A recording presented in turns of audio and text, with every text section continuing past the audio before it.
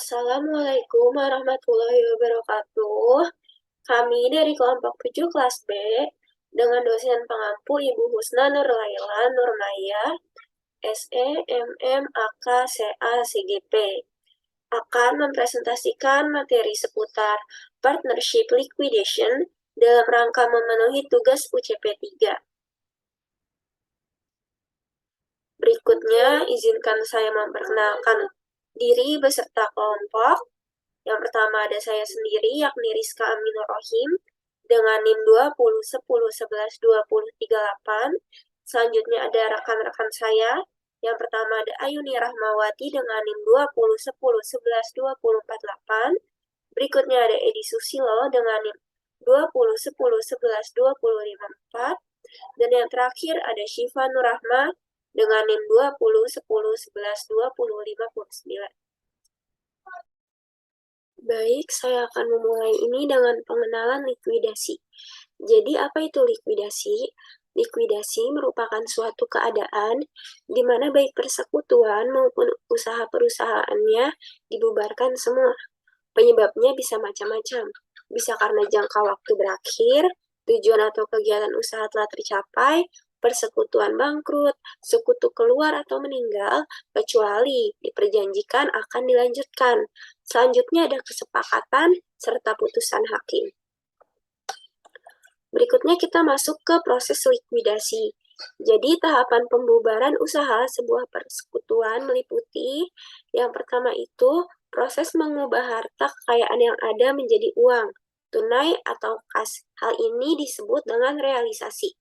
Nantinya, rekening atau akun nominal pembukuan disesuaikan dan ditutup. Lalu, laba dan rugi bersih selama periode terakhir diperhitungkan ke akun modal masing-masing.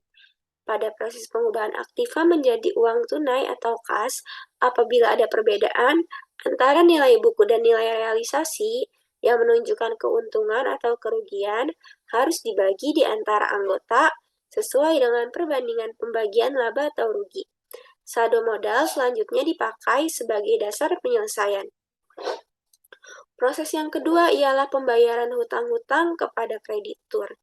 Apabila dijumpai keadaan di mana salah seorang anggota mempunyai saldo debit di dalam rekening modalnya, di lain pihak, ia mempunyai piutang kepada persekutuan, maka piutang kepada persekutuan itu dipakai untuk menutup saldo debit rekening modal yang bersangkutan. Apabila dia tidak mempunyai piutang dan tidak memiliki kesanggupan, maka pada prinsipnya apabila seseorang mengalami defisit, anggota yang lain itu berkewajiban untuk menutupinya terlebih dahulu. Selanjutnya, apabila uang tunai sudah tersedia untuk dibagi, maka pertama-tama harus dibayarkan terlebih dahulu kepada para kreditur eksternal.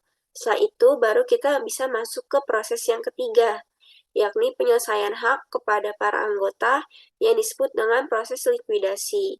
Ini merupakan sisa modal dari yang telah dibayarkan kepada kreditur eksternal kepada saldo modal masing-masing anggota. Berikutnya kita masuk ke teknik likuidasi. Jadi yang pertama itu adalah likuidasi sekaligus atau serentak. Likuidasi persekutuan di mana proses penyelesaian hak kepemilikan para anggota dilakukan sekaligus setelah seluruh proses realisasi aset menjadi kas selesai. Nah, kalau misalkan mau pakai teknik ini, proses realisasi aset menjadi uang tunai atau kas biasanya tidak membutuhkan waktu yang relatif lama. Selain itu, para anggota persekutuan juga sepakat untuk menunggu penyelesaian hak kepemilikannya sampai semua aset non-kas dapat terrealisasi menjadi uang tunai atau kas. Berikutnya kita masuk ke beberapa situasi likuidasi. Yang pertama, persekutuan dalam keadaan normal atau sehat, di mana persekutuan dalam keadaan solvable atau mampu melunasi semua kewajiban, dan tidak terdapat anggota yang defisit. Ini contoh kasusnya. Jadi persekutuan Jeremy adalah persekutuan milik Jerry, Medi, dan Messi. Berdasarkan akta perjanjian persekutuan, dinyatakan bahwa persekutuan membagi laba atau rugi dengan perbandingan Jerry 40%, Medi 40% dan Messi 20%. Berdasarkan evaluasi atas kinerja keuangan, disepakati persekutuan akan dibubarkan atau dilikuidasi. Berikut ini adalah laporan posisi keuangan dari persekutuan Jeremy sesaat sebelum likuidasi, yakni pada tanggal 2 April 2022. Di sini terdapat aset yang terdiri dari kas 40.000 dan aset non-kas 360.000, sehingga total aset 400.000. Untuk kewajiban terdiri dari utang usaha senilai 168.000 dan ekuitas yang terdiri dari modal Jerry 136.000, modal Medi 40.000 dan juga modal Messi 56.000. Dan demikian total kewajiban dan ekuitas juga balance, yakni 400.000. Ini kita masuk ke situasi 1. Jadi beberapa informasi tambahan sehubungan dengan likuidasi persekutuan adalah sebagai berikut. Pada tanggal 5 April, persekutuan berhasil menjual aset non-kas secara tunai dengan harga 320.000. Jadi yang seharusnya 360.000 hanya berhasil dijual senilai 320.000. Pada tanggal 10 April, persekutuan melunasi utang usaha sebesar 168.000. Selanjutnya di tanggal 12 April dilakukan penyelesaian hak kepemilikan para anggota. Berdasarkan informasi di atas, susunlah yang pertama laporan likuidasi persekutuan, lalu yang kedua jurnal yang diperlukan. Di sini penyelesaiannya. Jadi di tanggal 2 April terdapat saldo sebelum likuidasi, hal ini sesuai dengan yang tersaji pada laporan posisi keuangan. Kas 40.000, aset non-kas 360.000, utang usaha 168.000, modal Jerry 360.000, modal Medi 40.000, serta modal Messi 56.000.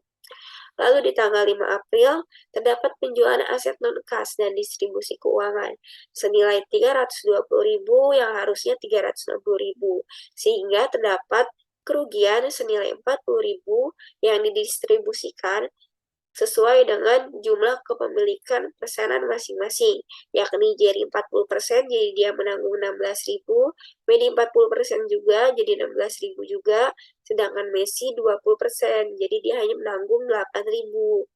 Dengan demikian, total kas di sini jadi berjumlah 360.000 dan masih terdapat utang usaha 168.000. Untuk modal Jerry, totalnya menjadi 120.000, modal Medi 24.000, dan modal Messi 48.000. Berikutnya kita harus melakukan pelunasan utang usaha. Ini dilakukan di tanggal 10 April, yakni senilai 168.000. Sehingga sisa kasnya menjadi 192.000. Setelah melakukan kewajiban pelunasan utang kepada kreditur, baru bisa dibagikan hak pada para pemilik. Di sini di tanggal 12 April terjadi penyelesaian hak para pemilik senilai 192.000 yang terdiri dari modal Jerry 120.000, modal Medi 24.000, dan modal Messi 48.000. Dengan demikian, saldo pasca likuidasi menjadi kosong. Untuk jurnalnya di tanggal 5 April ada kas 320.000, modal Jerry 16.000, modal Medi 16.000, modal Messi 8.000, pada aset non-kas 360.000. Dan di 10 April, utang usaha 168.000 pada kas 168.000. Di 12 April, modal Jerry 120.000, modal Medi 24.000, modal Messi 48.000 pada kas 192.000.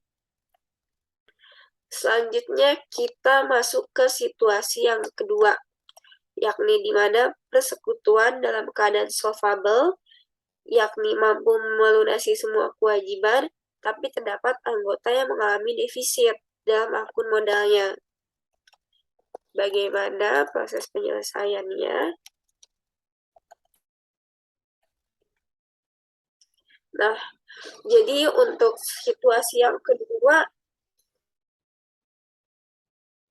persekutuan hanya berhasil menjual aset non-kas secara tunai dengan harga 140.000. Ini lebih rendah ya daripada sebelumnya. Untuk transaksi sisanya masih sama dengan yang sebelumnya, hanya terjadi perbedaan di sini. Berikutnya kita masuk ke penyelesaian. Jadi di tanggal 2 April, saldo sebelum likuidasinya masih sama dengan yang sebelumnya, sesuai yang tersaji pada laporan keuangan. Terus di tanggal 5 April, terjadi penjualan aset non-kas dan distribusi keuangan senilai 140.000. Dari yang seharusnya 360.000, dengan demikian terjadi kerugian. Dan ini dialokasikan masing-masing jadi 40% jadi 88.000. Medi juga sama 40% 88.000, sedangkan Messi 20% 44.000. Untuk total kasnya jadi 180.000 dan masih ada utang usaha 168.000. Untuk modal Jerry sekarang totalnya 48.000, Medi mengalami defisit 48.000 dan Messi 12.000. Sesuai dengan peraturan proses dilikuidasi yang diharuskan terlebih dahulu ditunaikan, yakni pelunasan utang usaha. Jadi kita bayarkan dulu pelunasan utang usaha senilai 168.000, jadi kas yang tersisa tinggal 12.000. Untuk defisit yang dialami oleh Medi, ini akan didistribusikan kepada Jerry dan juga Messi, karena Medi sudah tidak memiliki kesanggupan untuk menutupinya. Nah, jadi di sini pembagiannya Jerry 40% dan Messi 20%. Jadi 4/6 banding 2/6, Jerry 32.000 dan Messi 16.000. Di sini jadi si Medi ini tidak memiliki modal lagi. Sedangkan modal Jerry masih tersisa 16.000. Dan untuk modal Messi sekarang mengalami defisit nih. Kan tidak boleh ada defisit. Jadi defisit ini akan ditanggung kembali oleh Jerry. Karena Medi dan Messi sudah tidak memiliki lagi kemampuan untuk menutupnya. Jadi ditanggunglah ini oleh Jerry, defisit 4.000, sehingga total modal yang dimiliki Jerry tinggal 12.000. Dan di tanggal 12 April terjadi penyelesaian hak para pemilik sejumlah 12.000. Ini hanya berhak diatribusikan kepada Jerry senilai 12.000. Dengan demikian saldo pasca likuidasi menjadi kosong. Untuk jurnalnya di tanggal 5 April, kas 140.000, modal Jerry 88.000, modal Medi 88.000, modal Messi 44.000, pada aset non-kas 360.000. Di tanggal 10 April, utang usaha 168.000, pada kas 168.000. Sedangkan di 12 April, modal Jerry pada kas senilai 12.000. Nah, lalu bagaimana jika anggota yang defisit itu menyetor kas? Bagaimana kalau misalkan Medi malah menyetor kas? Jadi tidak ada anggota lain yang menanggung kerugiannya. Kita bahas di sini. Jadi di tanggal 2 April masih sama saldo sebelum likuidasi. Kemudian di tanggal 5 April penjualan aset non-kas dan distribusi keuangan masih sama. Ini juga jadi kerugian yang dialami Medi di sini minus 48.000. Kita kan harus bayar utang usaha dulu, jadi masih sisa kas 12.000. Terus Medi menyetor nih senilai 48.000. Di sini di tanggal 10 April, selain ada pelunasan utang usaha, ada juga setoran Medi untuk menutup defisit modal. Jadi kas bertambah 48.000 dan modal Medi bertambah 48.000. Jadi Jerry dan Messi tidak menanggung nih. Dengan demikian total kas menjadi 60.000, modal Jerry 48.000, sedangkan modal Medi sudah habis, dan modal Messi 12.000. Dengan demikian, di tanggal 12 April terjadilah penyelesaian hak para pemilik senilai 60.000 yang diatribusikan kepada Jerry 48.000 dan Messi 12.000. Jadi saldo pasca likuidasi menjadi 0 atau habis. Untuk jurnalnya bagaimana? Jadi di tanggal 5 April, kas 140.000, modal jeri 88.000, modal Medi 88.000, modal Messi 44.000, pada aset non-kas 360.000. Lalu di tanggal 10 April, utang usaha pada kas senilai 168.000. Lalu ini si Medi menyetor modal, kas pada modal Medi senilai 48.000. Lalu di tanggal 12 April, modal Jerry 48.000, modal Messi 12.000, pada kas 60.000. Selanjutnya kita masuk ke situasi yang ketiga, di mana persekutuan yang dilikuidasi dalam keadaan insolvable atau tidak mampu melunasi semua kewajiban. Selain itu juga terdapat anggota yang mengalami defisit dalam akun modalnya. Nah, bagaimanakah penyelesaiannya? Di sini informasinya. Jadi di tanggal 5 April, persekutuan berhasil menjual aset non-kas dengan harga 80.000. Lebih rendah lagi nih daripada yang sebelum-sebelumnya dan yang seharusnya, yakni sebesar 360.000. Lalu berdasarkan penyelidikan terhadap kekayaan pribadi para anggota pemilik dan berdasarkan pengakuan pribadi masing-masing, Jerry dan Messi secara pribadi itu dinyatakan solvable, sedangkan Medi secara pribadi dinyatakan insolvable. Pada tanggal 12 April dilakukan penyelesaian hak kepemilikan para anggota. Berdasarkan informasi di atas, susunlah laporan likuidasi persekutuan serta jurnal yang diperlukan. Untuk penyelesaiannya di tanggal 2 April, satu sebelum likuidasi, masih sama juga sesuai dengan yang tersaji di laporan keuangan. Di sini di tanggal 5 April terjadi penjualan aset non-kas dan distribusi keuangan senilai 80.000 dari yang seharusnya 360.000, sehingga mengalami kerugian yang diatribusikan dengan Jerry 40%, 112.000, jadi dia menanggungnya. Lalu Medi juga sama, 112.000, sedangkan Messi hanya memiliki 20%, jadi 56.000. Sehingga total kas 120.000, lalu masih terdapat utang usaha 168.000, modal Jerry 24.000, untuk modal Medi defisit 72.000, dan modal Messi sudah habis. Nah, dengan demikian atas defisit ini dilakukanlah distribusi defisit Medi kepada Jerry dan Messi. Jadi dibagi ini 40%, ini 20%, jadi 48.000 sama 24.000. Dengan demikian, modal Medi habis, lalu modal Jerry defisit 24.000 dan modal Messi defisit 24.000.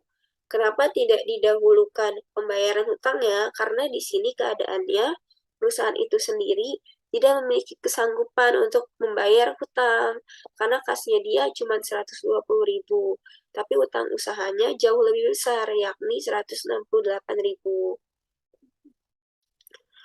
Lalu untuk kerugian ini atau defisit ini, karena si Medi tidak mampu nih melakukan setoran untuk menutupi kerugian, dan yang solvable sesuai dengan yang dijelaskan sebelumnya ialah Jerry dan Messi, maka mereka berdua menyetor sejumlah 24.000. Ini terjadi di 5 April. Dengan demikian, kasnya bertambah 48.000. Jadi ini total kas 168.000, barulah bisa melunasi utang usaha 168.000. Jadi di sini kas habis, utang usaha juga habis. Dan untuk penyelesaian hak para pemilik untuk pembagian modalnya tidak ada, karena sudah tidak ada lagi saldo kas yang tersisa. Hal ini sesuai dengan proses likuidasi yang telah saya jelaskan sebelumnya, di mana yang didahulukan ialah pembayaran utang kepada kreditur. Setelah itu lunas, baru bisa membagikan hak untuk para pemilik. Jadi ini karena kasnya sudah habis untuk membayar hutang dan tidak ada kas lagi untuk dibagikan para pemilik, jadi sudah berhenti sampai di sini. Dan saldo pasca likuidasinya juga sudah habis. Ada installment liquidation atau likuidasi bertahap. Berbeda dengan likuidasi sederhana yang dapat merealisasikan aset non-kas persekutuan dalam waktu yang singkat dan setelah melunasi seluruh kewajibannya. Jika kas masih tersedia, maka pembagian kas kepada sekutu sekaligus. Dalam likuidasi bertahap ini, untuk merealisasikan aset non-kasnya memerlukan waktu yang relatif lebih lama. Setelah seluruh kewajiban terlunasi, kas yang tersedia dibayarkan kepada para sekutu sebagai pembayaran kembali sebagian hak penyertaannya yang dilakukan secara bertahap selama masa likuidasi. Para sekutu memilih untuk melakukan likuidasi bertahap dikarenakan untuk memaksimalkan jumlah realisasi aset non-kas persekutuannya. Hasil realisasi aset non-kas pada tahap-tahap berikutnya kemudian dibayarkan kepada para sekutu. Proses demikian itu dilaksanakan terus sampai aset non-kas yang dimiliki dapat direalisasikan seluruhnya. Dalam installment likuidasi ini terdapat dua cara yang dapat dilakukan. Yang pertama itu schedule pembayaran aman atau safe payment approach, dan yang kedua rencana distribusi kas atau advance plans for the distribution of cash. Cara yang pertama, schedule pembayaran aman. Konsep pembayaran aman adalah distribusi kas yang bisa diberikan kepada sekutu dengan jumlah yang tepat, atau dengan kata lain tidak berlebihan. Dalam pengerjaannya, pendekatan pembayaran aman diperlukan schedule pembayaran aman. Schedule pembayaran aman ini diperlukan untuk memastikan hanya sekutu yang memiliki saldo modal dalam posisi normal atau solvent pada akhir proses likuidasi yang akan menerima kas hasil penjualan aset. Ada tiga asumsi yang digunakan dalam pendekatan pembayaran aman, yaitu yang pertama, pinjaman untuk atau dari sekutu akan disesuaikan dengan saldo modal sekutu tersebut. Hal ini dilakukan untuk menentukan besarnya hak sekutu tersebut. Lalu kedua, aset non-kas yang tersisa tidak akan memberikan kontribusi pada penambahan saldo kas. Dengan kata lain, nilai potensi kerugian maksimum adalah sama dengan nilai buku aset non-kas tersebut. Yang ketiga, sekutu yang memiliki saldo modal pada sisi debit atau telah divisit adalah tidak mampu untuk membayarnya dalam kondisi tidak solvent ke dalam persekutuan. Berikut contoh soal dalam schedule pembayaran aman. Dalam hal ini, persekutuan prime yang dimiliki oleh Andre, Bayu, dan Citra mengalami masalah terkait pendanaan beberapa periode belakangan ini. Akhirnya, para sekutu memutuskan melakukan pembubaran. Berikut ada laporan posisi keuangan prime sesaat sebelum terjadi likuidasi dalam dolar. Persentase pembagian laba rugi persekutuannya tersaji. Seperti yang ada di tabel ini, ada ada akun kas sebesar 40.000 dan aset non kasnya sebesar 115.000 dengan total aset yang menjadi 155.000. Lalu liabilitasnya ada akun utang usaha sebesar 55.000. Ekuitasnya ada akun modal Andre 20% sebesar 25.000, modal Bayu 30% sebesar 30.000, modal Citra 50% sebesar 45.000 dengan total liabilitas dan ekuitasnya sebesar 155.000. Lalu ada juga penjualan aset non-kas yang berlangsung selama beberapa bulan yang terbagi menjadi beberapa tahap. Seperti yang tabel ini, yang tahap pertama, nilai buku aset non-kasnya sebesar 40.000, harga jual aset non-kasnya sebesar 20.000. Lalu tahap keduanya, nilai buku aset non-kasnya sebesar 35.000, dan harga jual aset non-kasnya sebesar 4.000.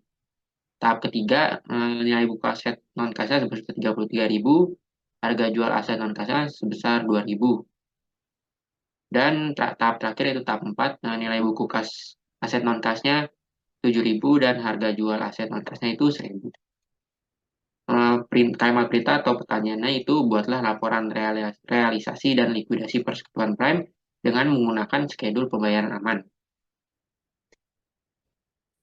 Berikut laporan realisasi dan likuidasi persekutuan prime, likuidasi bertahap pembayaran aman. Di sini ada akun akun yang di atas ini ada kas, aset non kas, kewajiban, dan saldo modal yang terdiri dari 3 orang tadi, yaitu Andre, Bayu, dan Citra. Pertama kita buat saldo sebelum likuidasi dulu. Saldonya ini sesuai dengan tabel di laporan posisi keuangan ini. Ada saldo kasnya sebesar 40.000, saldo aset non kasnya sebesar 115.000, kewajibannya sebesar 55.000 minus, tapi lalu saldo modalnya Andre 25.000, Bayu 30.000, dan Citra 45.000. Langsung langsung kita press sertakan penjualan aset non kas tahap 1 dan distribusi kerugian sebesar 20.000. 20.000 ini dari 40.000 ini kan nilai buka aset non kas, harga jual aset non kas 40.000 dikurang 20.000 sehingga kerugiannya sebesar 20.000. Untuk kasnya ini seperti yang ada di sebelumnya, harga jual aset non kas, maka kasnya sebesar 20.000 dan untuk nilai buka aset non kas kan tadi 40.000. Jadi di sini sebesar 40.000. Lalu untuk saldo modalnya ini, saldo modal Andre 20% itu 4.000 dari 20% 20.000. Lalu Bayu 6.000 ini dari 30% 20.000 dan Citra 50% dari 20.000 sebesar 10.000. Lalu maka dijumlahkan atau disisihkan dan hasilnya kasnya menjadi 60.000, aset non kasnya menjadi 75.000, kewajibannya tetap jadi 55.000 minus, tapi lalu Andre saldo modalnya menjadi 21.000, saldo modal Bayu menjadi 24.000, dan saldo modal Citra jadi 35.000. Lalu pembayaran kepada kreditor eksternal itu sebesar 55.000, maka akan mengurangi kas dan menambah kewajiban. Maka di sini kasnya berkurang menjadi 5.000 dan kewajibannya eh, kewajibannya juga menjadi 0 rupiah karena diselisihkan dengan 55.000 tadi. Lalu langsung ke pembayaran kepada sekutu schedule 1, kita tandai ini dengan warna kuning. Nah, itu 5.000 rupiah. Maka kasnya berkurang 5.000 maka jadi 0 dan di saldo modal ante juga 5.000 ditambah 5.000 jadi 16.000 sisanya. Lalu ke penjualan aset non kas tahap 2 dan distribusi kerugian sebesar 31.000. Untuk kasnya 4.000 dari soal juga di sini 4.000 dan untuk aset non kasnya 35.000 dari tabel ini juga. Maka dengan itu kerugiannya besar 31.000 karena 35.000 kurang 4.000. Untuk saldo modalnya juga seperti sama tadi yang pembayaran pada aset non kas tahap 1, maka Andre ini 6.200 20%-nya dari 31.000. Untuk Bayu 9.300 ini dari 30% dari 31.000 dan Citra 15.500 ini 50% dari 31.000. Maka akan disisihkan atau dijumlahkan, untuk kasnya menjadi bertambah 4.000, untuk kas dan non kasnya berkurang menjadi 40.000, untuk saldo modal Andre menjadi 9.800, saldo modal Bayu menjadi 14.700, saldo modal Citra menjadi 19.500. Lalu eh, langsung ke pembayaran kepada sekutu schedule 2, warna abu-abu, kita tandain dengan warna abu-abu. Maka akan dikurangi 4.000 sesuai kasnya yang ada. Jadi kasnya jadi habis, jadi 0 rupiah, 0 dolar. Langsung, maka saldo modalnya juga akan tercantum di sini 1.600 ini 20% dari 4.000 ini. Dan Bayu 30%, 2.400 ini 30% dari 4.000. Maka kasnya habis dan untuk saldo modal Andre menjadi 8.200 dan saldo modal Bayu menjadi 12.300.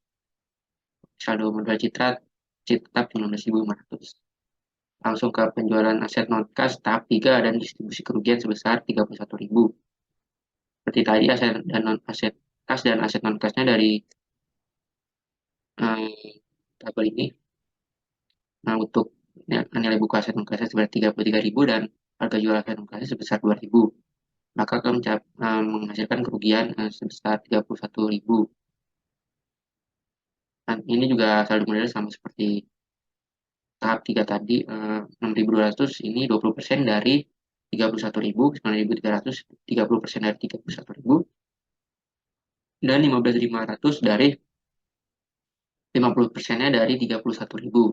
Maka akan diselisihkan lagi, untuk kasnya menjadi bertambah 2.000, aset non kasnya menjadi 7.000, saldo modal Andre menjadi 2.000, saldo modal Bayu menjadi 3.000, dan saldo modal Citranya menjadi 4.000. Lalu jadi lagi pembayaran kepada sekutu, schedule 3 kita tandai dengan warna hijau. Untuk kasnya jadi habis, aset non kasnya 0, aset non kasnya 0.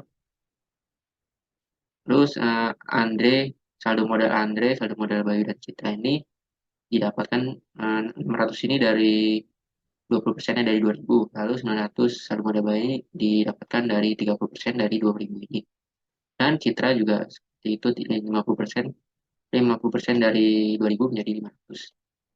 Maka akan diselisihkan lagi dan dijumlahkan lagi. Untuk kasnya maka habis berkurang, jadi 0 rupiah, 0 dolar. Lalu aset kasnya jadi 7.000. Untuk saldo modal Andre menjadi 1.400, saldo modal Bayu menjadi 2.100, dan saldo modal Citra menjadi 3.500. Lalu penjualan aset non-kasnya tahap 4 dan distribusi kerugian sebesar 6.000. Seperti tadi aset dan non-kasnya juga 7.000 dan 1.000, maka saldo modal Andre jadi 1.200, saldo modal Bayu 1.800, dan saldo modal Citra jadi 3.000, maka diselisihkan lagi menghasilkan 1.000. Saldo modal Andre juga diselisihkan jadi 200, untuk Bayu 300, dan Citra 500. Lalu selanjutnya pembayaran kepada sekutu schedule 4 warna coklat dihabiskan, kasnya jadi 0 rupiah, dan Andre 20% 200, Bayu 30 300, dan Citra 500 menjadi habis. Jadi 0 dolar semua untuk saldo akhir setelah likuidasinya. Pengerjaan dari setiap schedule-nya ini seperti yang ada di sini.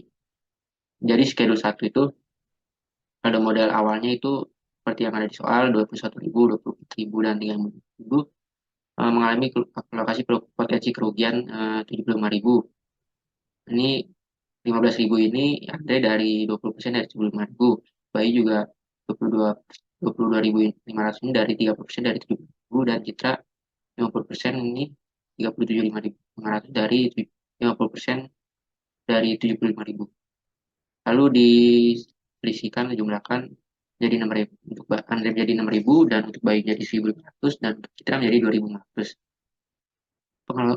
Pengalokasian saldo modal Citra yang defisit. Nah, di sini kan ada Citra saldonya ada yang defisit 2.500, tapi kita habiskan jadi di sini kita tulis 2.500. Lalu oleh Andre ini rumusnya ini 20% per 20 plus 30 kali 2.500 ini, maka akan menghasilkan 1.000. Oleh Bayu juga sama, 30 per 30 plus 20 kali 2.500 ini menjadi 500.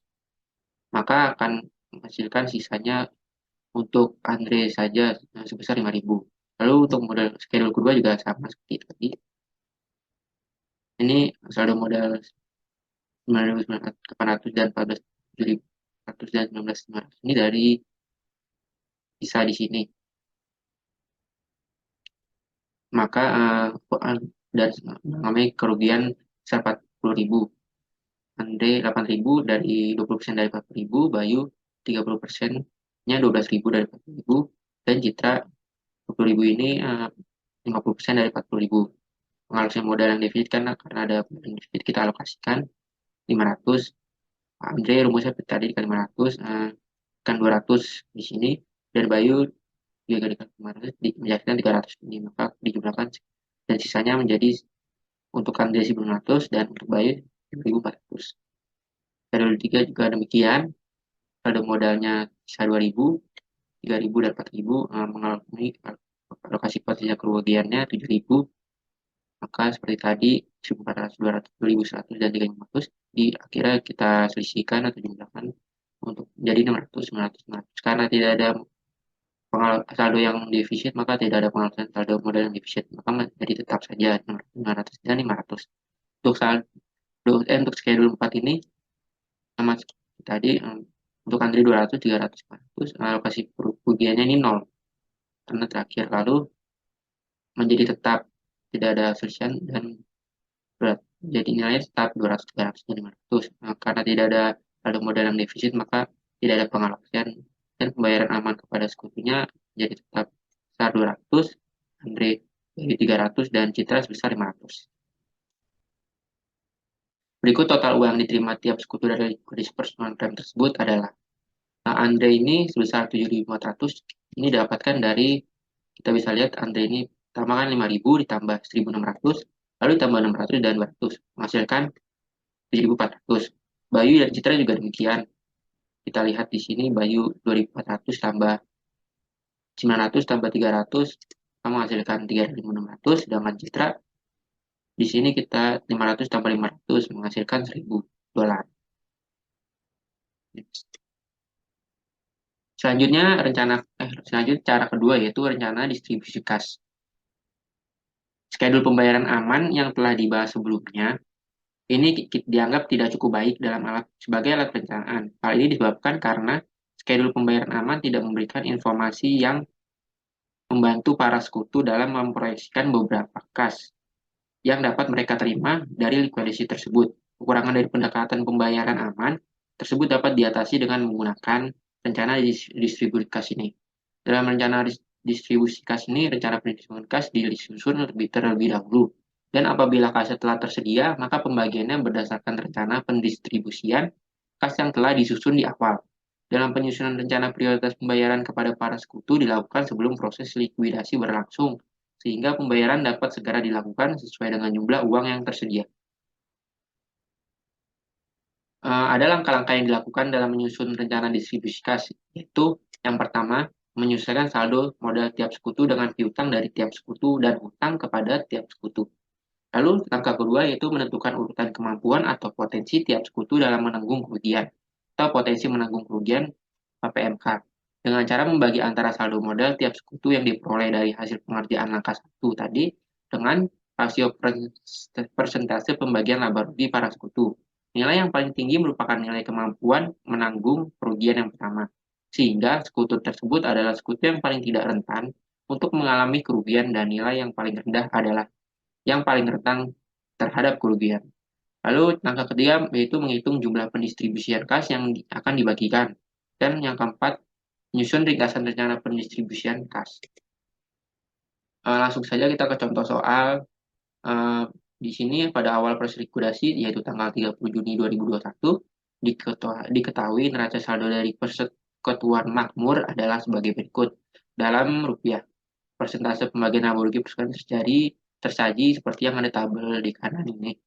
Ada akun kas sebesar 12 juta dan piutang usaha bersih sebesar 44 juta, akun persediaan sebesar 28 juta, akun bangunan bersih sebesar 198 juta, akun utang usaha sebesar 34 juta, akun modal pandu 50% sebesar 110 juta, akun modal edi 30% sebesar 90 juta, dan modal tina 20% sebesar 48 juta.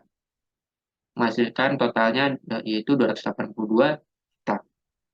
Keterangan di sini para sekutu mempertimbangkan penawaran dari pihak pembeli yang ingin membeli seluruh aset non-kas persekutuan dengan nilai sebesar 200 juta rupiah.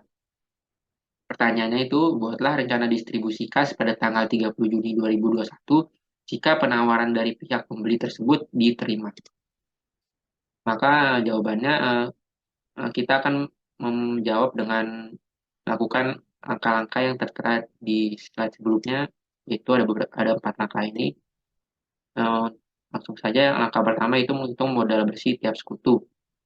Modal pandu tadi kan, pandu Edi dan Tina tadi tertera di tabel ini, yaitu 110 juta, 90 juta, dan 48 juta. Lalu tidak ada pengurangan atau penambahan saldo piutang sekutu kepada perusahaan dan saldo hutang perusahaan kepada sekutu, maka modal bersihnya menjadi tetap. Lalu langkah kedua, urutan potensi menanggung kerugian atau PMK. Dalam modal bersih kan seperti yang tadi di atas yang sudah kita hitung. Untuk Pandu 110 juta, Edi 90 juta, dan Tina 48 juta. Lalu rasio pembagian laba ruginya kan tadi seperti yang di tabel ini untuk Pandu 20%, Edi 30%, dan Tina 20%, maka kita cantumkan juga di sini. Tinggal kita pindahkan. Lalu untuk potensi menanggung kerugian ini didapatkan untuk Pandu 220 juta ini didapatkan dari 110 juta dibagi 50%. Maka hasilnya 220 juta. Itu pun juga Edi 90 juta ini dibagi 30% jadi 300 juta dan Tina 48 juta ini dibagi 20% menjadi 240 juta. Untuk urutan pendistribusian kas ini diurutkan dari paling yang terbesar, yaitu Edi yang pertama, lalu kedua Tina, dan Pandu yang ketiga. Lalu kita lakukan langkah ketiga yaitu menghitung pendistribusian kas. Nah, di sini terdapat pada tabel potensi menanggung kerugian dan pendistribusian kas. Untuk rasio pembagian laba rugian seperti tadi juga, seperti yang sudah terlihat soal. Lalu potensi menanggung kerugiannya, ini untuk saldo potensi menanggung kerugian yang di sebelah sini ini didapatkan dari perhitungan angka kedua tadi. Untuk Pandu 220 juta, di 300 juta, dan Tina 240 juta. Untuk pendistribusian kas ini, langsung untuk lanjut lanjut ke bawahnya ada total modal bersih. Maka total modal bersihnya seperti yang tertera tadi, ini berikut ini, jadi kita pindahkan saja ke sini. Lalu terjadi penurunan PMK tertinggi dan menjadi PMK tertinggi berikutnya. Kan tadi di sini terjadi menurunkan Edi sebesar 60 juta rupiah dan mendiskusikan kasnya sebesar 30%. 30%-nya sesuai rasio pembagian laba ruginya. Maka uh, apa potensi menanggung kerugian Edi ini saldonya dikurangi dengan 60%, 60 ribu, 10 juta rupiah. Lalu pendistribusian kasnya juga berkurang karena 18 juta rupiah ini didapatkan dari 30% dari 60 juta rupiah ini. Maka akan didapatkan untuk saldo Edi-nya menjadi 240 juta dalam potensi menanggung kerugian dan dalam instrumen kasnya menjadi 70 juta. Lalu penurunan PMK tertinggi menjadi PMK tertinggi berikutnya ini ada menurunkan EDI sebesar 20 juta rupiah dan mendistribusikan kasnya sebesar 30%. Maka di potensi menanggung kerugiannya saldonya berkurang 20 juta rupiah dan pada pendistribusian kas EDI-nya berkurang 6 juta rupiah ini didapatkan dari 30% dari 20 juta rupiah tersebut. Lalu selanjutnya menurunkan Tina sebesar 60 juta rupiah dan mendistribusikan kasnya sebesar 20%. Di sini uh, jadi untuk potensi menanggung kerugian Tinanya berkurang 20 juta rupiah agar nilai PMK-nya telah sama semua, lalu maka otomatis untuk pendistribusian kasnya ini 20% dari 20 ribu yaitu 4 juta rupiah. 20 juta rupiah yaitu 4 juta rupiah. Maka nilai PMK-nya akan sama semua, itu sebesar 220 juta rupiah. Dan nilai untuk pendistribusian kasnya uh, jadinya 110 juta untuk Pandu, Edi 66 juta, dan Tina 52 juta. Selanjutnya langkah keempat yaitu ringkasan rencana pendistribusian kasnya. Yang pertama ini melunasi kreditor eksternal sebesar nominalnya 34 juta ini masuk ke kreditor sebesar 100%. Untuk kedua, kas untuk Edi ini 18 juta rupiah, maka akan masuk ke Edi sebesar 100 untuk masuk ke Edi pendistribusian kasnya sebesar 100%. Ketiga, kas untuk Edi dan Tina itu nominalnya 70 juta rupiah. Untuk pendistribusian kasnya ini untuk Edi 50% dan Tina 40%. Lalu selanjutnya ada distribusi sisa kas sesuai dengan rasio laba rugi tiap sekutu. Ini nominalnya 150 juta. Ini pendistribusian kasnya ini Pandu mendapatkan 5%, Edi 30%, dan Tina 20%. Maka tabel di bawahnya ini untuk membuat lagi lebih detail dari tabel yang di atas. Untuk kreditor kan tadi kan 100% dari 34 juta itu, berarti kreditor mendapatkan 34 juta. Lalu yang kedua kan untuk Edi tadi 18 juta itu 100%. Jadi di saldo pendistribusian kas Edi saldonya bertambah 18 juta rupiah. Lalu untuk Edi dan Tina dapat nominal 10 juta rupiah, dan pendistribusi kas yang tadi di atas kan tabelnya itu Edi dapat 60% dan Tina 40%, maka Edi mendapatkan 6 juta karena itu 60% dari 10 juta tadi. 10 juta yang ada di nominal dan Tina mendapatkan 4 juta. 40%-nya dari 10 juta yang di nominal. Lalu distribusi kasnya kan tadi Panu mendapatkan 50%, jadi di sini Panu mendapatkan 75 juta. Ya, itu kan 50% dari 150 juta rupiah. Lalu Edi mendapatkan 45 juta rupiah karena 30%, karena di tabel atas itu 30% dari 150 juta rupiah, dan Tina mendapatkan 30 juta rupiah, itu 20% dari 150 juta rupiah. Jadi totalnya untuk kreditor mendapatkan 34 juta rupiah, Pandu 75 juta rupiah, dan Edi 69 juta rupiah, dan Tina 34 juta rupiah. Dengan total nominal sebesar 212 juta rupiah. Berikutnya akan dijelaskan mengenai cash distribution plans atau rencana distribusi kas.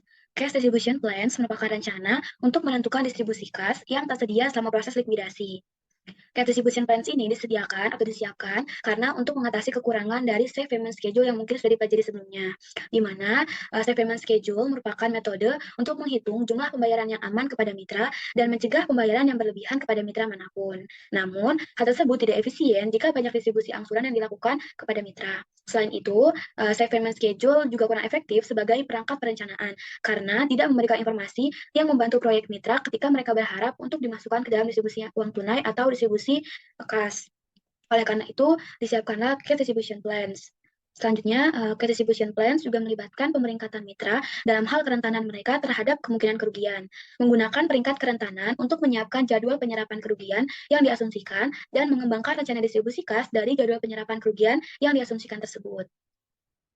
Dengan demikian, kita akan mempelajari 4 subpokok dari cash distribution plans yang juga merupakan langkah-langkah dalam pengerjaan cash distribution plans. Yang pertama ada vulnerability ranking, yang kedua ada assume loss absorption, yang ketiga ada cash distribution plan, dan yang keempat ada cash distribution schedule.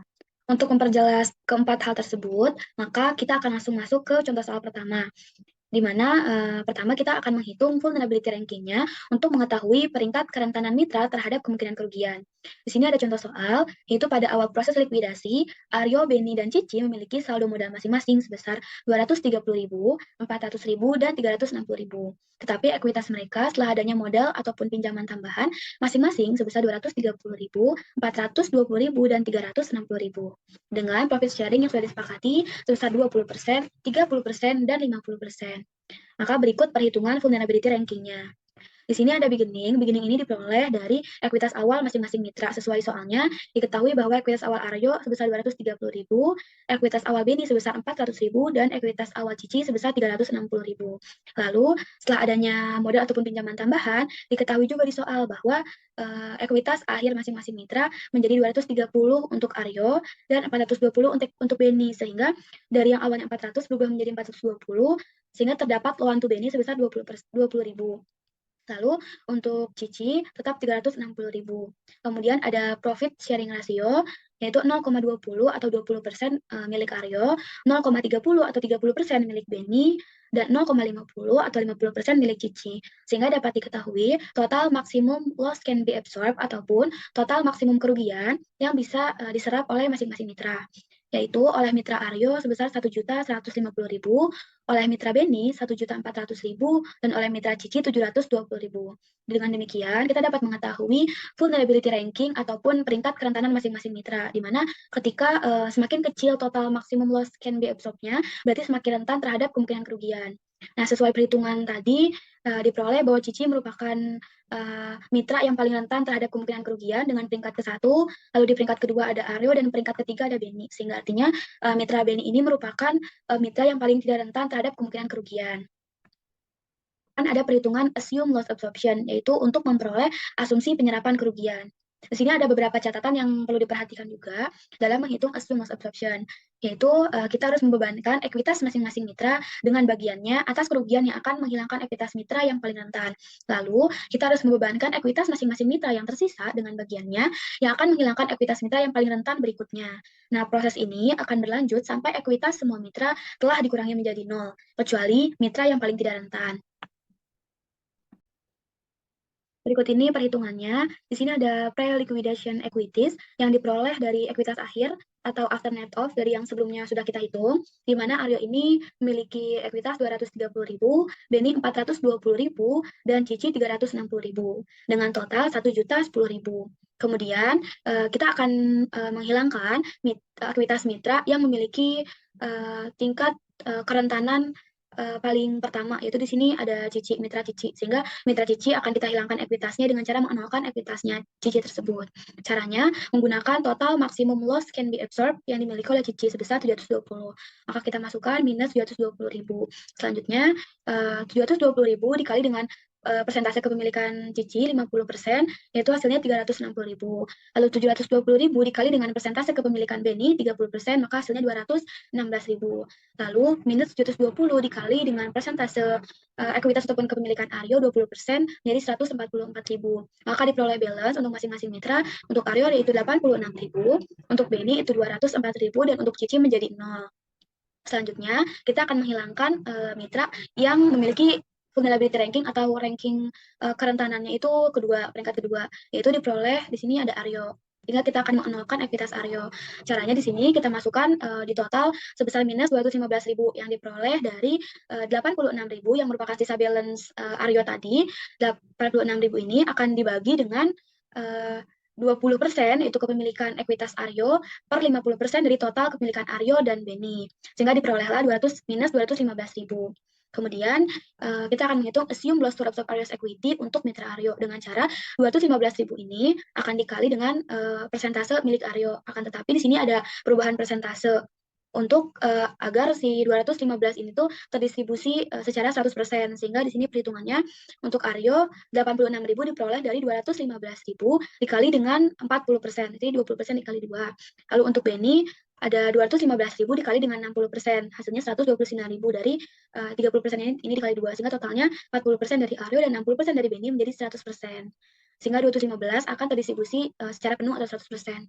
Dengan demikian, kita akan mengetahui balance-nya, yaitu Aryo sudah menjadi 0, dan Beni balance terakhirnya itu 75.000, sehingga totalnya juga 75.000. Selanjutnya, kita akan menghitung cash distribution plan-nya atau rencana distribusi kas. Di sini terdapat beberapa catatan mengenai cash distribution plan. Ketika perusahaan memiliki kas, maka pertama-tama perusahaan harus memberikan kas tersebut kepada kreditor non-mitra untuk menyelesaikan kewajiban ataupun hutangnya. Lalu yang kedua, perusahaan harus melunasi hutang-hutangnya kepada kreditor mitra ataupun internal perusahaan. Lalu ketiga, perusahaan harus memberikan kasnya kepada mitra yang paling kuat sesuai dengan vulnerability ranking yang sudah dihitung di langkah pertama. Lalu selanjutnya perusahaan harus memberikan kas untuk penyelesaian mitra untuk perusahaan yang rentan kedua. Lalu ada perusahaan harus memberikan kasnya sesuai nisbah bagi hasil atau persentase ekuitasnya. Sini langsung masuk ke perhitungannya. Sini pertama-tama perusahaan memiliki kas sebesar 350.000.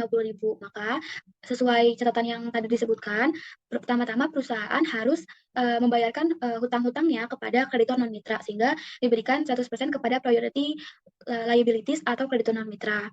Selanjutnya, perusahaan memiliki kas sebesar 20.000. Nah, kita harus memberikan kas tersebut kepada kreditur mitra perusahaan atau internal perusahaan, yaitu Beni, sebesar 100%. Lalu, perusahaan memiliki kas sebesar 55.000 yang akan kita berikan kepada Beni sebesar 100% karena Beni ini merupakan mitra yang paling kuat, sesuai dengan perhitungan sebelumnya. Lalu, ketika perusahaan memiliki kas 215.000, perusahaan akan menggunakan kas tersebut untuk penyelesaian mitra sesuai dengan peringkat kerentanan.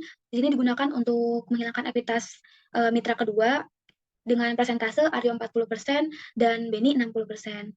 Lalu akan berjalan kembali normal, yaitu kasnya akan diberikan kepada Aryo sebesar 20% sesuai persentase ekuitasnya, lalu Beni 30% dan Cici 50%. Berikutnya, kita akan membuat cash distribution schedule atau jadwal distribusi kas sesuai dengan cash distribution plan yang sudah kita hitung sebelumnya di atas ini. Pertama, sini ada priority creditors. Jadi, sesuai yang sudah dikatakan sebelumnya, ketika perusahaan memperoleh kas pertama kali, perusahaan akan membayarkan kewajibannya kepada kreditor non-mitra. Sehingga di sini cash distributornya 350.000 dan priority liabilities atau kreditor non-mitranya 350.000. Lalu selanjutnya, perusahaan memiliki kas sebesar 20.000 yang akan digunakan untuk membayar kewajibannya atau hutangnya kepada kreditor mitra atau internal dari perusahaan. Di mana di sini kewajibannya kepada BNI, sehingga kita akan membayar 20.000 kepada BNI. Ini ada cash distributed-nya 20.000 dan diberikan kepada BNI lawannya 20.000. Kemudian yang ketiga, perusahaan memperoleh kas sebesar 55.000, akan tetapi di sini perusahaan hanya akan membayarkannya kepada BNI sebesar 25.000. Dibayarkan kepada BNI karena BNI ini merupakan mitra yang paling kuat sesuai perhitungan vulnerability ranking pertama. Jadi perusahaan membayarkan kepada BNI untuk BNI kapital 25.000, lalu sini cash distributed-nya juga 25.000, sehingga diperoleh balance-nya untuk cash distributed-nya 395.000, priority liabilities-nya 350.000, lalu ada BNI lawannya 20.000, dan BNI kapitalnya 25.000. Kemudian untuk second installment, ini melanjutkan dari first installment. Tadi kan perusahaan memiliki kas sebesar 55.000 dan baru dibayarkan untuk BNI kapital itu 25.000, sehingga masih terdapat sisa 30.000 yang harus dibayarkan kepada BNI kapital. Maka langsung dibayarkan sebesar 30.000. Sini ada cash distributed-nya 30.000, ditambahkan juga BNI kapitalnya 30.000. Kemudian selanjutnya perusahaan mendapatkan kas sebesar 215.000 yang akan digunakan untuk penyelesaian mitra, yaitu untuk BNI sebesar 60% dan untuk Aryo sebesar 40%. Sehingga 215.000 kas distributornya, lalu ini 86.000 itu dari 215 dikali 40% dan 129.000 itu dari 215.000 dikali dengan 60%. Selanjutnya, perusahaan memperoleh kas sebesar 75.000 sesuai dengan balance di perhitungan pertama. Lalu sisa 75.000 yang akan dialokasikan untuk masing-masing persentase ekuitas mitra. Untuk Aryo yaitu 20%, untuk BNI Kapital itu 22.500 sebesar 30%, dan untuk Cici itu 50% itu sebesar 37.500, sehingga diperoleh balance-nya untuk second installment itu 320.000 cash distributed-nya, lalu ada Aryo Kapitalnya 15.000, BNI Kapitalnya 181.500, dan Cici Kapitalnya 37.500. Berikut ini terdapat contoh soal kedua dari cash distribution plans, di mana cara penyelesaiannya itu sedikit berbeda dari contoh soal pertama tadi. Tetapi ketika nanti ke depannya kita akan mengerjakan soal cash distribution plans yang lainnya, itu bisa kita sesuaikan saja. Mau menggunakan cara pertama ataupun cara kedua yang lebih cocok dan yang lebih sesuai dengan jenis soalnya. Sini contoh soalnya, berikut ini terdapat trial balance untuk XYZ Partnership per Oktober tanggal 1 2020, di mana cash-nya itu ada sebesar 20.000, lalu non-cash asetnya ada 180.000. Lalu di sini ada liabilities, berarti ini hutang terhadap kreditor non-mitra atau eksternal perusahaan sebesar 80.000, lalu ada loan to Zara sebesar 8.000, lalu kapital Sena sebesar 68.000, kapital Yaya sebesar 20.000, kapital Zara sebesar 24.000. Sehingga balance di sini debitnya 200.000 dan kreditnya juga 200.000. Terdapat informasi tambahan untuk soal. Yang pertama, aset non tunai dijual sebagai berikut. Pada tanggal 12 Oktober 2020, book value-nya 110.000 dan terjual dengan sales price-nya 90.000. Lalu pada tanggal 5 November 2020 dengan book value 60.000, terjual dengan sales price-nya 30.000. Lalu 10 Desember 2020 dengan book value 10.000 dan juga sales price-nya sama, itu 10.000. Kedua, kreditur eksternal atau non-mitra dibayar sebesar 80.000 pada tanggal 23 Oktober 2020. Ketiga, semua mitra setuju untuk mempertahankan biaya likuidasi sebesar 20.000. Yang keempat, semua mitra setuju untuk mendistribusikan uang tunai yang tersedia di setiap akhir tahun.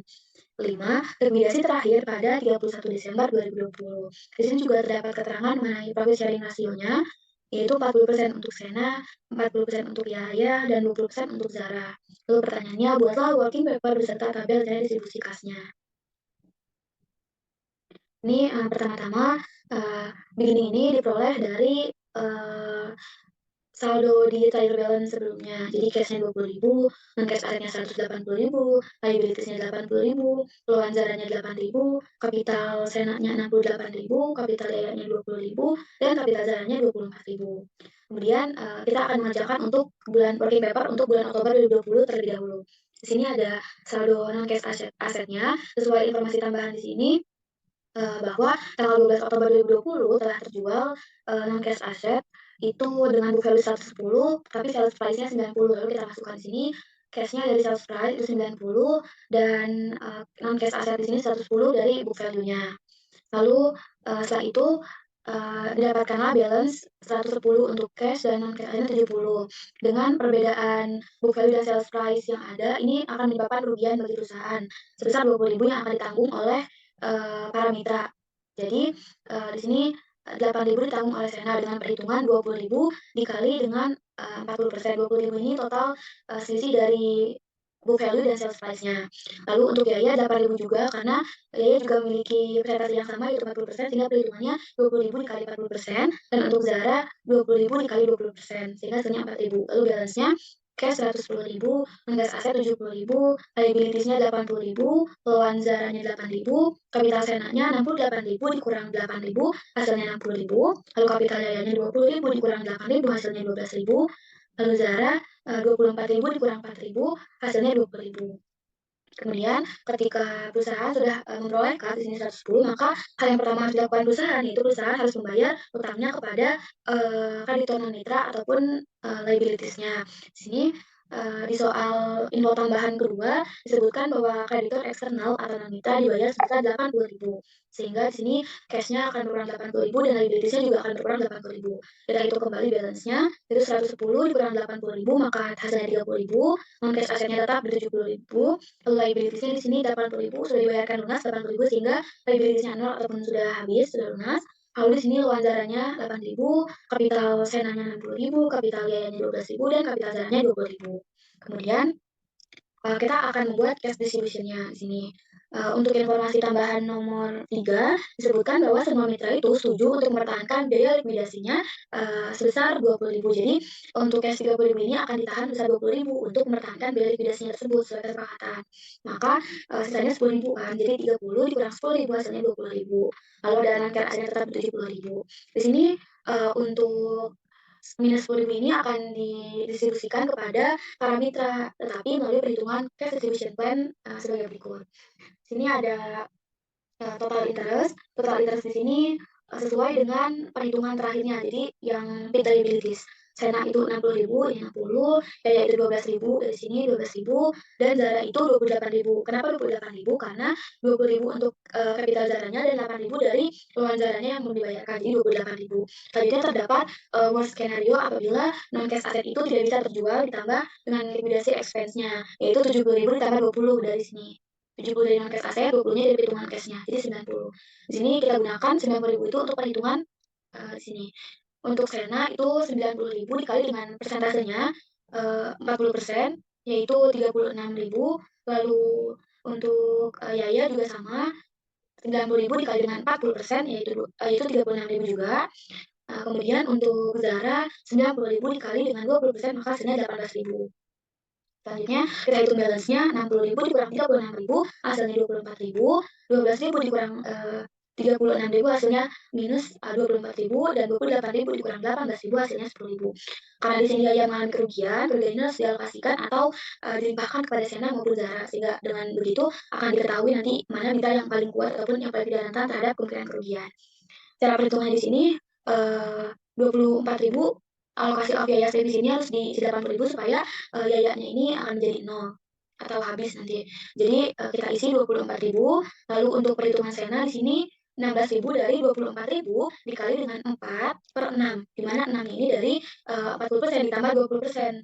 Jadi 24.000 dikali 4/6 hasilnya 16.000. Kemudian untuk allocation of Yaya defisit untuk Zara 8.000 diperoleh dari perhitungan 24.000 dikali 2/6. 6 itu sama juga dari 40 ditambah 20. Jadi 24.000 dikali 2/6 hasilnya 8.000. Sehingga balance terakhirnya Yayanya menjadi 0.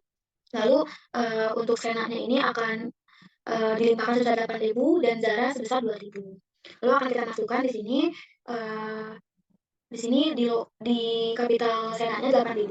Lalu kan Zara akan memperoleh 2.000. Seharusnya kita akan mengisinya di kapital Zara sebesar 2.000, akan tetapi Zara ini memiliki hutang sehingga hutangnya terlebih dahulu yang akan dikurangkan. Jadi kita masukin di rowan minus 2.000. Jadi untuk balance terakhirnya cash 20.000, non cash aset 70.000, liabilities-nya sudah lunas atau 0, luar Zaranya 8.000 dikurang 2.000 dari ini allocation of Yaya defisit untuk Zara jadi hasilnya 6.000, lalu kapital Senanya 60.000 dikurang 8.000, 8.000 ini dari sini, dari allocation of Yaya defisit untuk Sena, Sehingga balance terakhirnya 52.000, lalu kapital Y-nya 12.000 dan kapital Zara 20.000. Berikutnya, ketika perhitungan untuk bulan Oktober sudah selesai, kita akan melanjutkan perhitungan untuk bulan November. Jadi di sini during November 2020.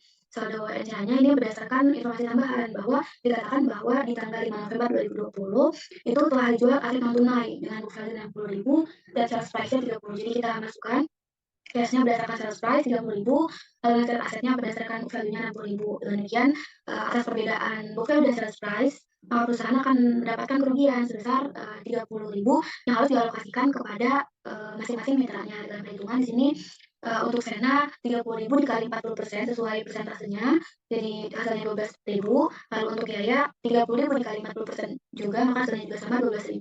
Dan untuk Zahra 30.000 dikali 20%, maka hasilnya 6.000. Kemudian kita hitung dulu balance-nya. Untuk cash-nya itu 20.000 ditambah 30.000 jadi 50.000. Lalu non-cash asetnya 70.000 dikurang 60.000 jadi hasilnya 10.000. Untuk liability-nya ini 0 karena sudah dilunaskan di bulan Oktober. Lalu luar Zaranya masih sisa 6.000.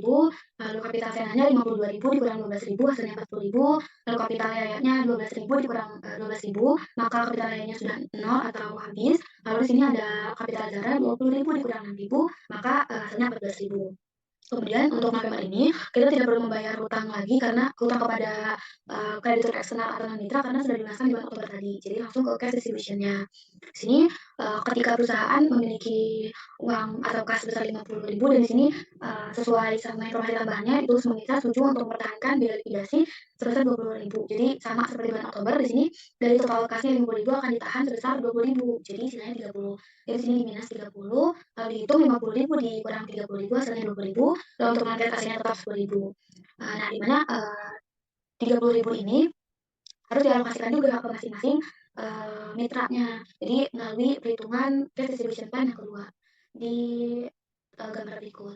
Jadi ini ada total interest-nya sesuai total interest terakhir. Di sini ada untuk Sena 40.000, untuk Yaya sudah 0 nih, dan untuk Zara 20.000 karena 14.000 ditambah dari wawancaranya yang masih tersisa sebesar 6.000. Jadi 14 tambah 6 itu 20.000. Kemudian sama seperti cash distribution plan yang pertama, di sini ada worst scenario apabila non-cash aset itu tidak bisa dijual ditambah liquidity expense-nya yaitu 10.000 ditambah 20.000. Di sini 10.000 ditambah 20.000 sehingga Sena 30, di mana 30 ini digunakan untuk perhitungan sebagai berikut. Jadi untuk Sena 30.000 dikali dengan persenannya 40% itu 12.000. Lalu untuk biaya juga sama 30.000 dikali dengan persenannya 40% yaitu 12.000. Dan untuk Zara 30.000 dikali 20% hasilnya 6.000. Kemudian kita hitung balance-nya 40.000 dikurang 12.000 hasilnya 28.000. Untuk Yaya 0 dikurang 12.000 maka hasilnya minus 12.000. Lalu Zara 20.000 dikurang 6.000 maka hasilnya 4.000. Dengan demikian, Yaya itu mengalami kerugian sebesar 12.000 yang harus dialokasikan kepada Sena dan Zara melalui perhitungan sebagai berikut. Jadi, allocation of Yaya's deficit. Jadi, Yayanya ini harus ditambah 12.000 supaya dia 0 dan akan dialokasikan ke Sena dan Zara. Jadi, di sini Yaya ditambah 15.000, maka hasilnya 0. Lalu untuk Sena ini 8.000 diperoleh dari perhitungan 12.000 dikali 4 per 6. 4 ini dari 40% dan 6 ini dari penjumlahan 40% ditambah 20%. Jadi 12.000 dikali 4 per 6 maka hasilnya 8.000. Kemudian untuk Zara di sini 4.000 diperoleh dari hasil perhitungan 12.000 dikali 2 dari 20% per 6 dari 40 plus 60%. Jadi perhitungannya 12.000 dikali 2 per 6 yang memperoleh hasil 4.000. Lalu kita hitung lagi balance-nya, jadi 28 kurang 8 20.000, 14 dikurang 4 itu 10.000. Sehingga nanti kapital Sena akan memperoleh 20.000 dan kapital Zara akan memperoleh 10.000. Kita masukkan ke sini, kapital Sena memperoleh 20%, dan sini 20%, lalu kapital Zara akan dikurangi 10.000, tapi dia masih punya hutang 6.000, jadi dikurangi dulu hutangnya terlebih dahulu, dikurang 6.000, lalu sisanya 4.000 masuk ke kapital Zara. Lalu kita bisa hitung balance-nya di sini 50.000 dikurang 30.000 20.000, dan cash asetnya 10.000, liabilities-nya sudah 0, lalu anggarannya sudah 0 juga, lalu kapital Senanya 20.000, kapital Yayanya sudah 0 dan kapital Zara 10.000. Berikutnya setelah perhitungan Oktober dan bulan November sudah selesai, maka dilanjutkan untuk perhitungan bulan Desember yaitu during Desember ini 2020. Nah, di sini ada saldo non cash asset dari informasi tambahannya di sini. Ini ada pada tanggal 10 Desember 2020 telah dijual aset non tunai dengan book value 10.000 dan sales price-nya 10.000. Jadi di sini sudah sama antara book value dan sales price-nya, tidak ada kerugian untuk perusahaan. Jadi di sini langsung kita masukkan saja cash-nya 10.000 dengan cash asetnya minus 10.000. Sehingga kita hitung balance-nya 20.000 ditambah 10.000 hasilnya 30, 10.000 dikurang 10.000 hasilnya 0, liabilities-nya sudah lunas, wawancaranya sudah lunas juga. Ini kapital salahnya 20.000, kapital nya sudah 0, dan kapital galannya 10.000. Kemudian untuk distribusinya, karena ini merupakan bulan terakhir dari perhitungan partnership XYZ, maka ini langsung saja berdasarkan cash yang dimilikinya langsung dibagikan ataupun digunakan untuk alokasi distribusi kapital masing-masing mitra. Jadi di sini 30.000 langsung digunakan dari saldo NCA-nya, masuk ke SMI minus 30.000, dan sesuai dengan kapital senat terakhir, di situ kapital senat sisa 20, maka kita kurangkan 20, lalu di sini ada kapital Zara 10, maka akan kita bayarkan 10. Jadi kas terakhir yang tersisa di perusahaan itu 30.000 dan sudah terdistribusi secara penuh kepada Senat 20.000 dan Zara 10.000, sehingga tidak ada kas yang tersisa dari perusahaan. Hal ini juga mengartikan bahwa perhitungan distribusi kas di atas itu sudah betul karena sudah terdistribusi secara penuh kepada semua mitra. Mungkin sekian penjelasan mengenai cash distribution plan. Akan dilanjutkan kepada penjelasan teman saya berikutnya.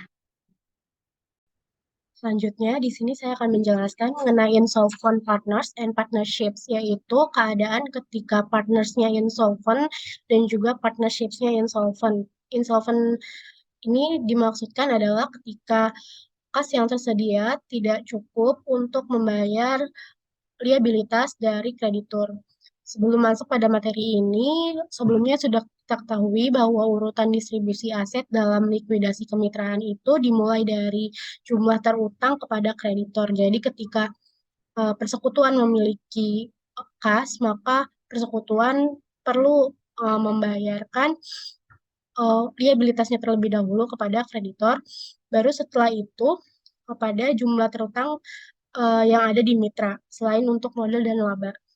Kemudian yang kedua adalah jumlah yang harus dibayarkan kepada sekutu setelah likuidasi.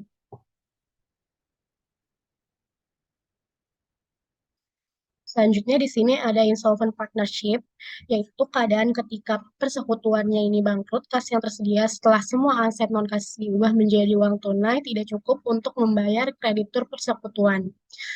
Jika hal ini terjadi, maka kreditur persekutuan ini dapat meminta pembayarannya kepada masing-masing partner secara merata ataupun dapat memintanya kepada salah satu sekutu yang dianggap mampu untuk membayarkan liabilitasnya tersebut.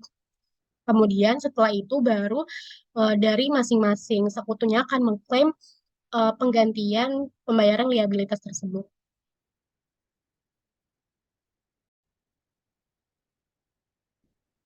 Jadi seperti contoh yang ada di layar, di mana yang pertama ini persekutuan Ransan dan Pen ini memiliki liabilitas sebesar 60, tetapi persekutuan ini sudah tidak memiliki kas untuk membayar liabilitas tersebut.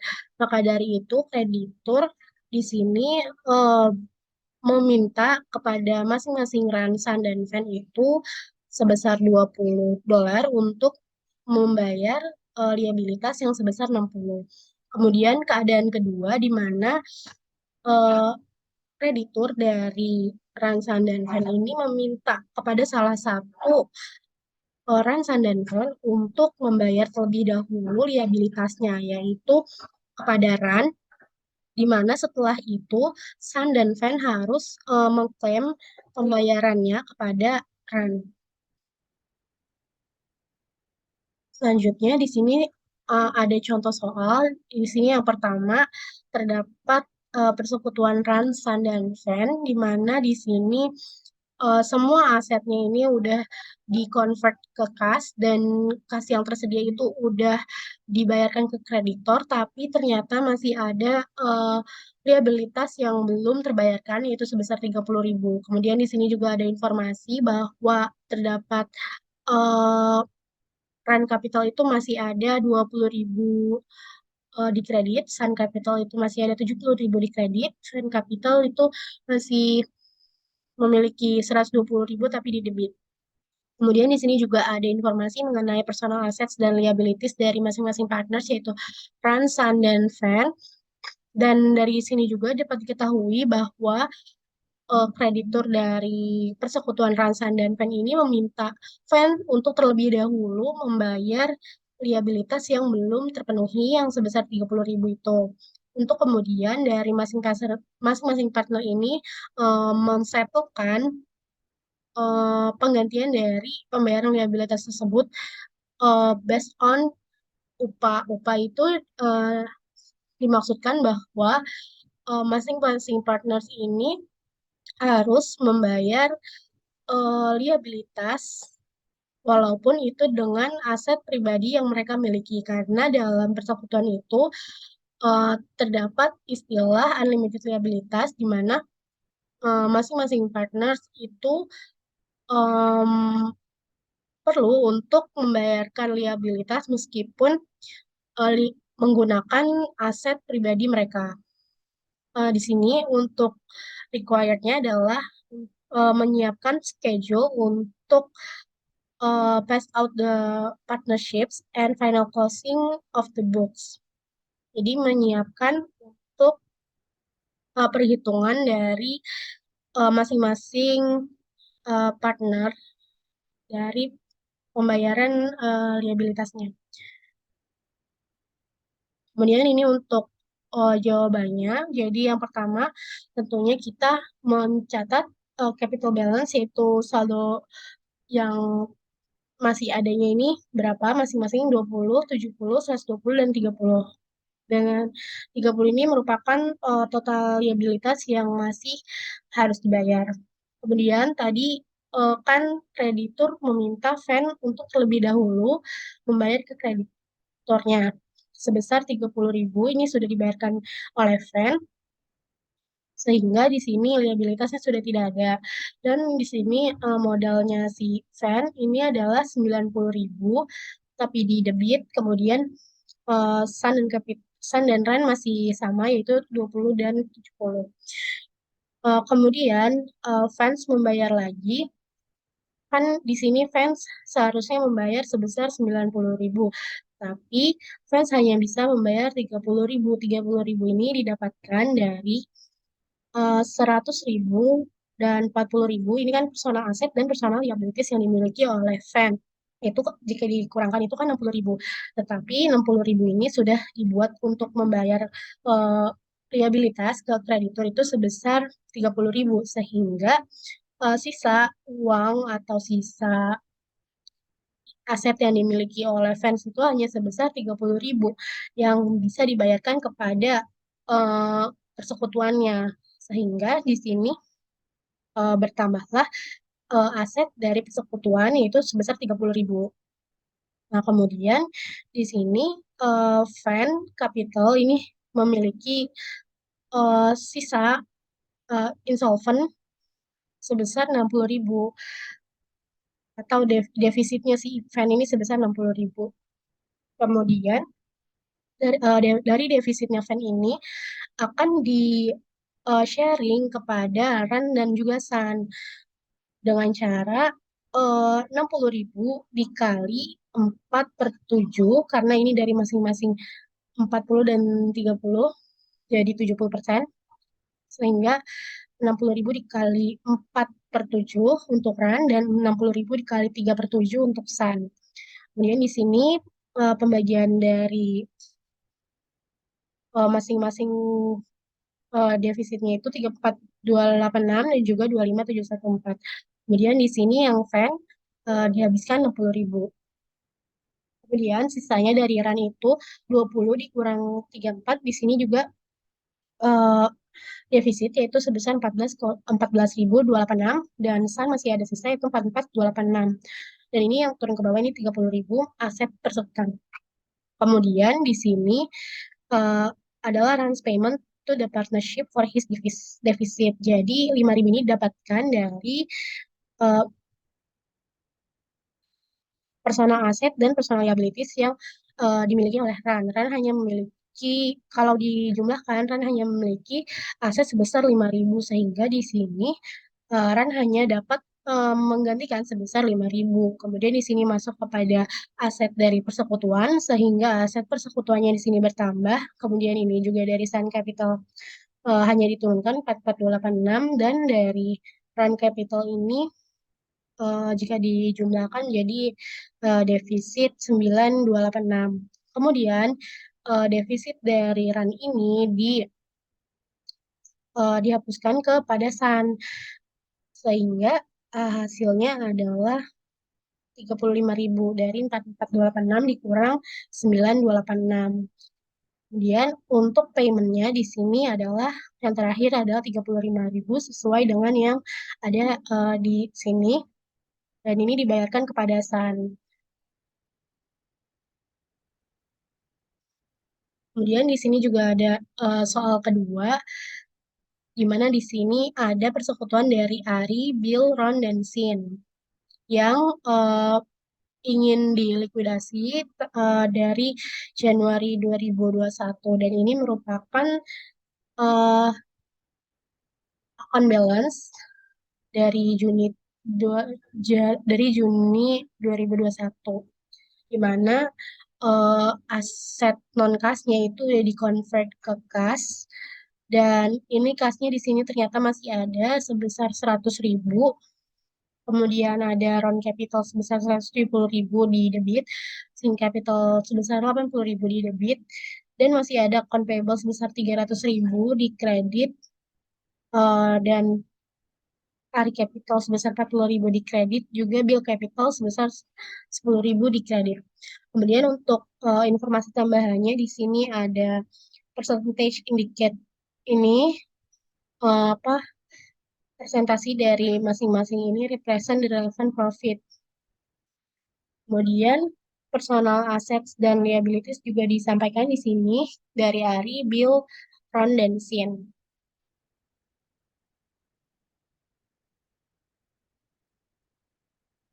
Kemudian di sini ada informasi lagi bahwa Ari membayar 200.000 ke partnership, dan partnership liabilities-nya itu dibayar pada tanggal Juli, eh, pada 1 Juli, kemudian pada 15 Juli Ron membayar 100.000 dan Sin membayar 80.000, dan setelah itu Ron sama Sin itu nggak bisa kasih kontribusi apa-apa lagi karena hanya itu yang mereka miliki untuk asetnya.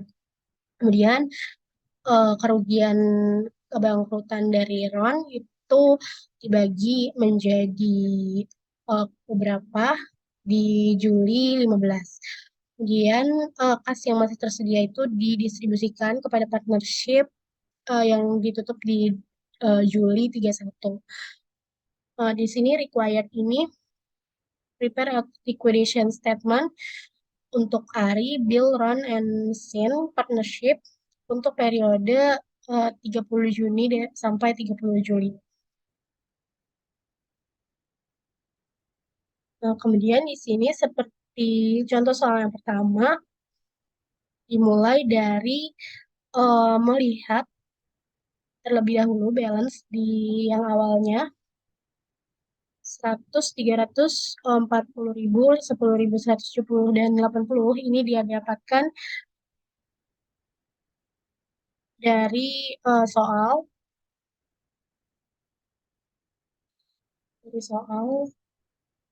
sesuai dengan balance saat 30 Juni. Kemudian pada tanggal 1 Juli, Ari membayarkan 200.000. Ini berdasarkan informasi yang ada di sini, membayarkan 200.000 ke partnership, sehingga kasnya ini bertambah, dan modal dari Ari juga bertambah. Sehingga di sini kasnya menjadi 300, liabilities menjadi 300, modal Ari 240, dan yang lainnya hanya menurunkannya saja. Kemudian, seperti yang sudah kita ketahui bahwa jika kita memiliki kas yang cukup, kita perlu membayarkan terlebih dahulu liabilitas kepada kreditur, sehingga di sini dibayarkan 300.000 ini ke kreditur, sehingga kasnya nol dan juga liabilitasnya menjadi nol, dan yang lainnya hanya diturunkan saja. Kemudian di sini eh, pada 15 Juli ada informasi mengenai investment dari Ron dan juga Sin, di mana ini didapatkan dari sini. Ron membayar sebesar 100 dan juga 80 dan tidak ada yang bisa eh, dikontribusikan lagi. Dan hal ini juga bisa dilihat dari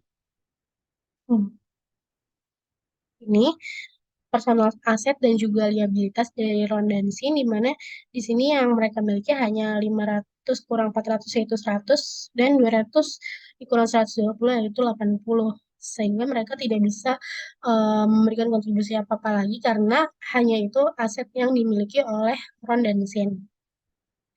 Ini menambah kasnya di sini 100 dan juga 80, menambah modal dari Ron juga dan juga Sin.